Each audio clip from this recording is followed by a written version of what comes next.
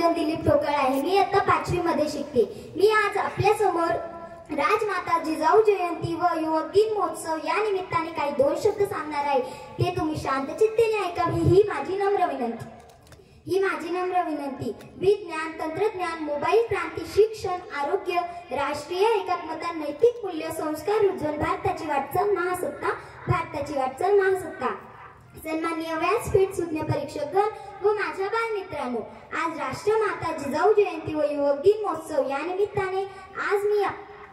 निमित्ताने आयोजित वादविवाद स्पर्धेत माझा विषय आहे, खरंच भारताची वाटचाल महासत्तेकडे होत आहे का? होय, महासत्तेकडे वाटचाल होत आहे. 15 ऑगस्ट 2021 मध्ये भारताचा स्वातंत्र्य अमृत महोत्सव साजरा झाला.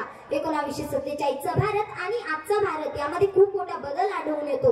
भारताने नुकतीच चांद्रयान मोहीम पार पाडली आणि जागतिक स्तरावर अमेरिका, रशिया या देशांबरोबरीने तंत्रज्ञानात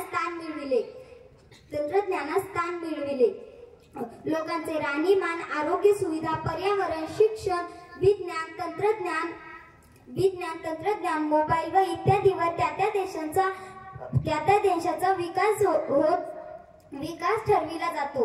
आज भारतात 65% लोक ग्रामीण भागात राहत असले तरीही शेतीतील आधुनिक तंत्रज्ञान